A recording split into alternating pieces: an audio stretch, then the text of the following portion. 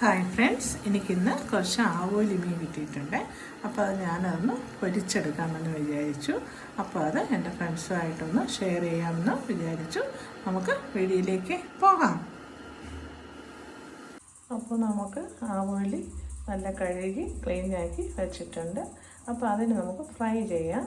നല്ല തനി നാടൻ രീതിയിൽ നമുക്ക് ഫ്രൈ ചെയ്തെടുക്കാം.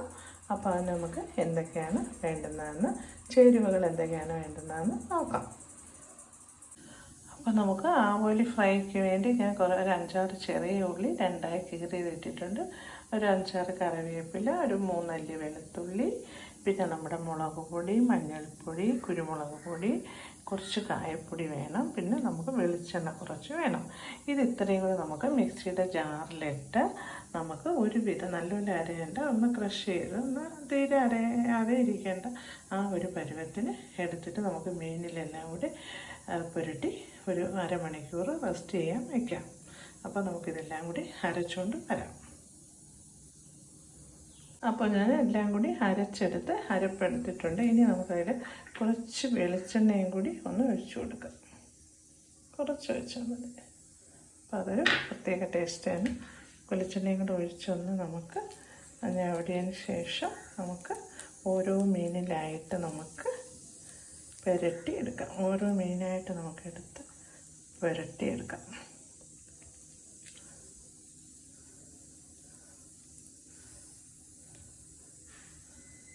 നല്ലപോലെ വരഞ്ഞതിനകത്തൊക്കെ വെച്ച് നമുക്ക് പുരട്ടിയെടുക്കാം. അങ്ങനെ ഓരോ മീനും അങ്ങനെ നമുക്ക് പുരട്ടി വയ്ക്കുക. എന്നിട്ട് അരമണിക്കൂർ നമുക്ക് റെസ്റ്റ് ചെയ്യാൻ വയ്ക്കുക. ഇതിൽ ഞാൻ ഇഞ്ചിയൊന്നും ചേർത്തിട്ടില്ല. ഇഞ്ചിയുടെ ഒന്നും ആവശ്യമില്ല. പക്ഷേ ആക്ച്വലി ഇറച്ചിക്കൊക്കെ അല്ലേ ഇഞ്ചിയുടെ ആവശ്യമുള്ളൂ. മീനിൽ മുളക് കറിയൊക്കെ വയ്ക്കുമ്പോൾ ഇഞ്ചി വെളുത്തുള്ളി പേസ്റ്റ് ഇടാറുണ്ട്. ഞാൻ മീൻ പൊരിക്കുന്നതിൽ ഞാൻ ഇഞ്ചി ഇടാറില്ല, വെളുത്തുള്ളി ഇട്ടിട്ടുണ്ട്.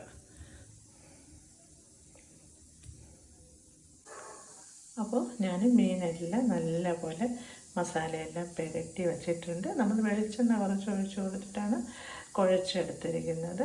അപ്പോൾ ലേശം വെള്ളം കൂടെ വേണമെങ്കിൽ ഒഴിച്ച് നമുക്ക് അരയ്ക്കാം.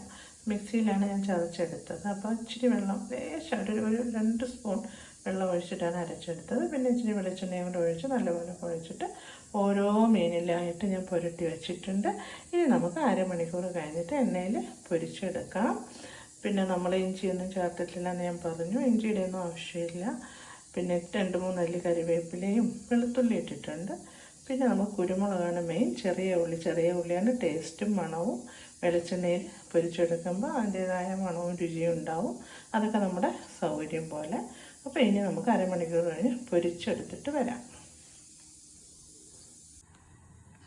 അപ്പോൾ ഞാൻ പാൻ അടുപ്പത്ത് വെച്ചിട്ടുണ്ട്. അപ്പോൾ നമുക്കിനി കുറച്ച് എണ്ണ അതിലുണ്ട്. അപ്പോൾ കുറച്ചുകൂടി ഞാൻ ഒഴിച്ചു കൊടുക്കുകയാണ്. എന്നിട്ട് ഞാൻ സൺഫ്ലവർ ഓയിലാണ് എടുത്തിരിക്കുന്നത്. ഇഷ്ടമുള്ള വെളിച്ചെണ്ണയാണ് നല്ല ടേസ്റ്റ്. പക്ഷേ ഞാനിപ്പോൾ സൺഫ്ലവർ ഓയിലാണ് ഒഴിച്ചത്. എന്നിട്ട് എണ്ണ ചൂടായി വരുമ്പോൾ നമുക്ക് മീൻ ഇട്ട് കൊടുക്കാം.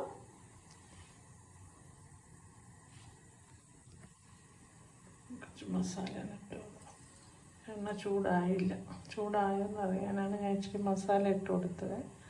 ചൂടായില്ല, ആയി വരുന്നേ ഉള്ളൂ.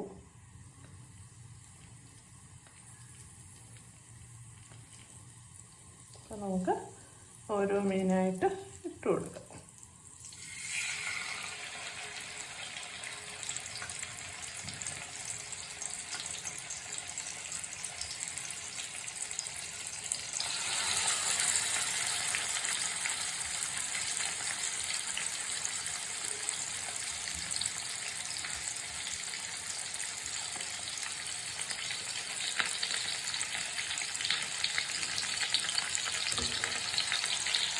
അപ്പോൾ 7 മീൻ ഇന്ത്യയിലുണ്ട്. അപ്പം 4 എണ്ണമേ ആദ്യം ഇടാൻ പറ്റത്തുള്ളൂ.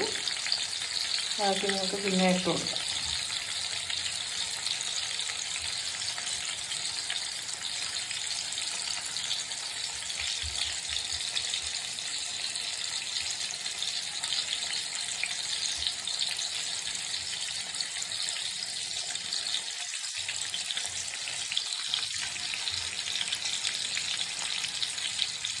ഇപ്പം മീനെ ഞാൻ തിരിച്ചിട്ട് കൊടുത്തിട്ടുണ്ട്.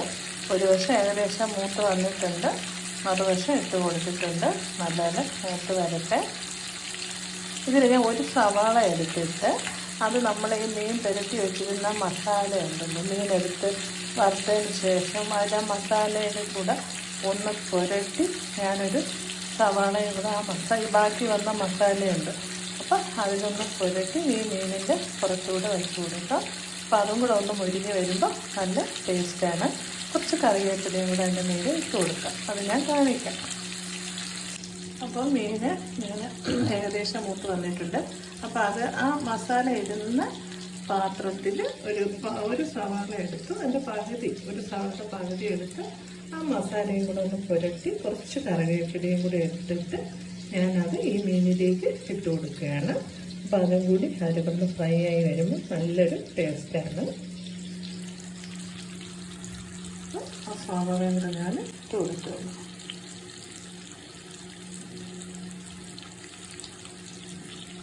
ചെറിയ ഉള്ളി നമ്മൾ അരച്ചിട്ടുണ്ടല്ലോ, അപ്പോൾ ചെറിയ ഉള്ളി വേണ്ട, സവാള മതി. കറിവേപ്പിലയും കൂടി ഇനി അത് നമുക്കൊന്ന് വാടി വരുമ്പോൾ ഒന്നുകൂടെ ഒന്ന് തിരിച്ചിട്ട് കൊടുത്തിട്ട് നമുക്ക് ഒരു 5 മിനിറ്റ് കൂടി അതിൽ കിടന്നൊന്ന് തീ കുറച്ച് വെക്കണം. ഒന്ന് വാടി വരുമ്പോൾ നമുക്ക് മാറ്റാം.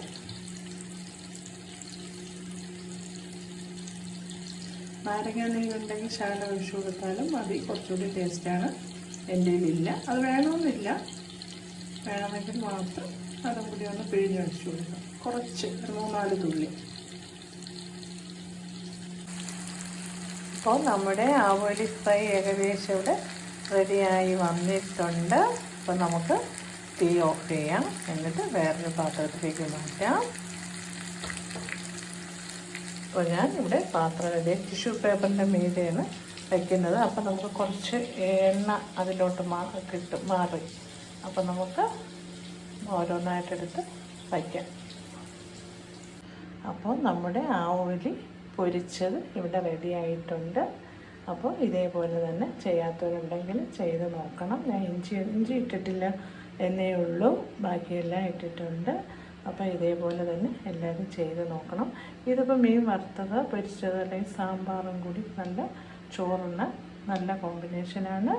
അപ്പോൾ എല്ലാവരും ഇതുപോലെ ചെയ്യാത്തവരുണ്ടെങ്കിൽ ചെയ്ത് നോക്കണം. ലൈക്ക് ചെയ്യണം, സബ്സ്ക്രൈബ് ചെയ്യാൻ മറക്കരുത്. അടുത്തൊരു റെസിപ്പിയുമായി കാണുന്നതുവരേക്കും എല്ലാവർക്കും ബൈ ബൈ.